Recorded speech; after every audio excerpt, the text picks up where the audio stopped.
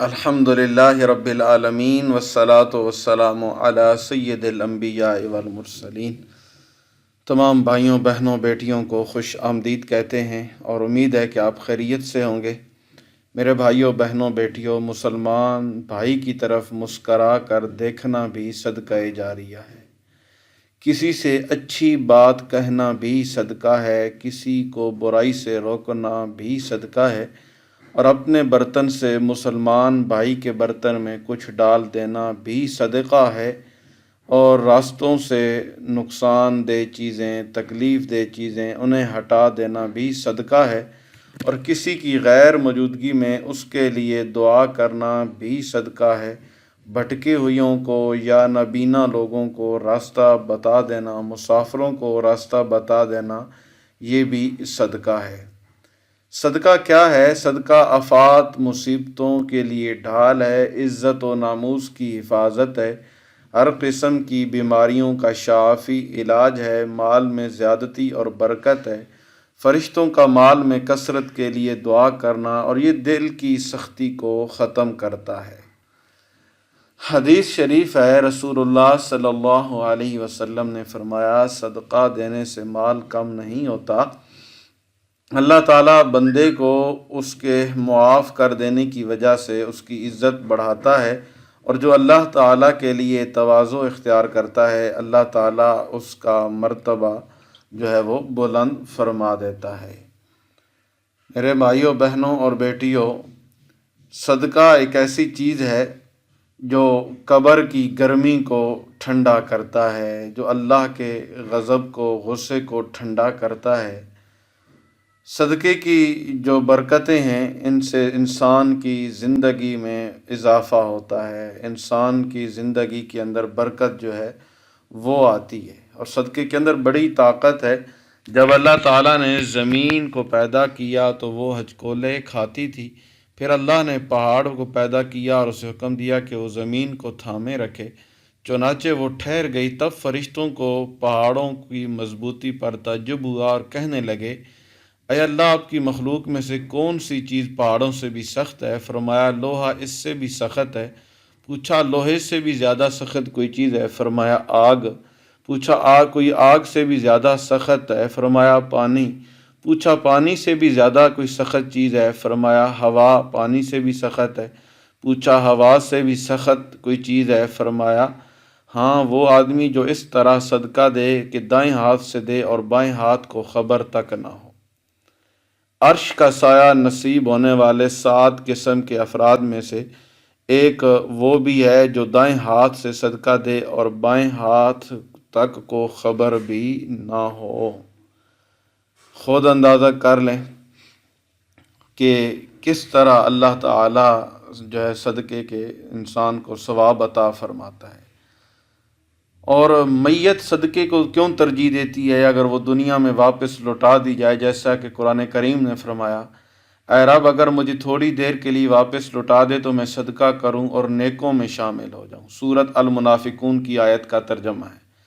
یہ نہیں کہے گا عمرہ کروں گا، نماز پڑھوں گا، روزہ رکھوں گا۔ علماء نے کہا کہ میت صدقہ کی تمنا اس لیے کرے گی کیونکہ وہ مرنے کے بعد اس کا عظیم ثواب اپنی آنکھوں سے دیکھے گی۔ اس لیے صدقہ کثرت سے کیا کرو، بے شک مومن قیامت کے دن اپنے صدقہ کے سایہ میں ہوگا۔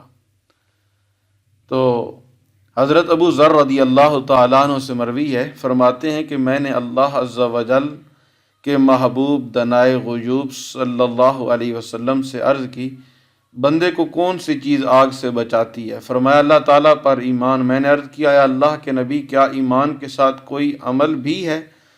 فرمایا، جو کچھ اللہ عز و جل نے تمہیں عطا فرمایا اس میں سے تھوڑا بہت صدقہ کرنا۔ میں نے عرض کیا، یا رسول اللہ صلی اللہ علیہ وسلم، اگر کوئی فقیر ہو کہ صدقہ دینے کے لیے کچھ نہ پائے تو ارشاد فرمایا، نیکی کا حکم کرے، برائی سے روکے۔ میں نے عرض کی، اگر کوئی نیکی کا حکم کرنے اور برائی سے روکنے کی استطاعت بھی نہ پائے تو فرمایا کہ کسی بے ہنر کی مدد کرے۔ میں نے عرض کی، یا رسول اللہ صلی اللہ علیہ وسلم، آپ کیا فرماتے ہیں اگر وہ اسے بخوبی نہ کر سکے؟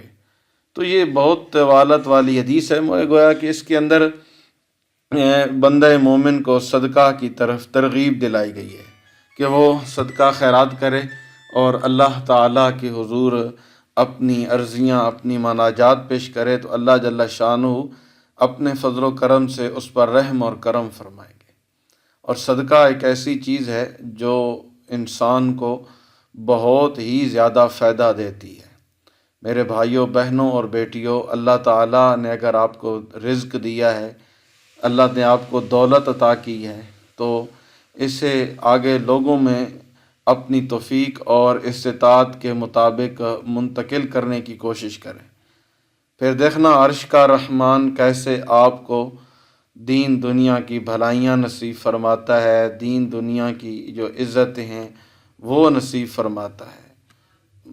تو اللہ کریم نبی پاک صلی اللہ علیہ وآلہ وسلم کی آل کا صدقہ، آپ کی اولاد کا صدقہ، ہم تمام مسلمانوں کو دین اور دنیا کی جو بھلائیاں ہیں وہ نصیب فرمائے، اور اس کے ساتھ ساتھ اللہ کریم جو ہے اپنی بارگاہ خاص سے ہم سب کو رزق حلال اور رزق کریم کی دولت سے، عزت سے، شان و شوکت سے مالا مال فرمائے۔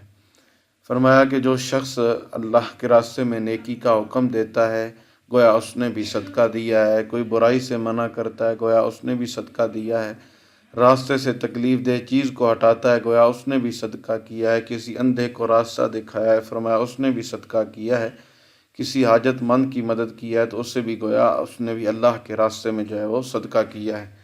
تو اللہ رب العالمین کی حضور جو ہے ہمیں حاضر ہونا چاہیے اور اللہ کریم کی حضور دعا کرنی چاہیے کہ وہ مالک کریم ہم سب پر رحم اور کرم کے دروازوں کو کھول دے۔ تو اس کے لیے ہم نے یہ انتہائی مجرب اور مقبول سا صدقہ جو ہے کرنا ہے انشاءاللہ تعالی، وہ یہ ہے کہ آپ اپنی توفیق اور استطاعت کے مطابق جو ہے آپ ایسا کریں کہ کوئی ایسی چیز جس سے آپ پرندوں وغیرہ کے لیے استعمال کر سکتے ہیں، جو انہیں آپ دانہ وغیرہ کھلا سکتے ہیں، تو آپ وہ چیز مکئی ہو گئی، باجرہ ہو گیا، گندم وغیرہ ہو گئی، وہ چیز خریدیں اور اس چیز کے اوپر آپ درود ابراہیمی جو ہے وہ 41 مرتبہ درود ابراہیمی جو ہے وہ 41 مرتبہ پڑھ کر اس سے آپ دم کریں، اس کے اوپر آپ پھونک مار دیں، اور وہ چیز، وہ گندم، وہ مکئی، وہ باجرہ، جو کچھ بھی ہے، آپ اسے اپنے گھر کی چھتوں پہ، اپنے مطلب آس پاس کھلے میدانوں کے اندر پھینک دیں، کھلا دیں، تو انشاءاللہ تبارک و تعالی جو چرند پرند وہ کھائیں گے تو آپ کے لیے وہ بخشش کی دعا کریں گے، آپ کے رزق میں برکت کے لیے دعا کریں گے، اور اللہ تعالیٰ اس عمل سے آپ کو دین اور دنیا کی بھلائیاں، عزتیں، عظمتیں، شان و شوکت اور رفعتوں سے نوازیں گے۔ دعاؤں میں یاد رکھیے گا، انشاءاللہ تعالیٰ ایک اور اچھی ویڈیو کے ساتھ آپ کی خدمت میں حاضر ہوں گے۔ السلام علیکم ورحمۃ اللہ وبرکاتہ۔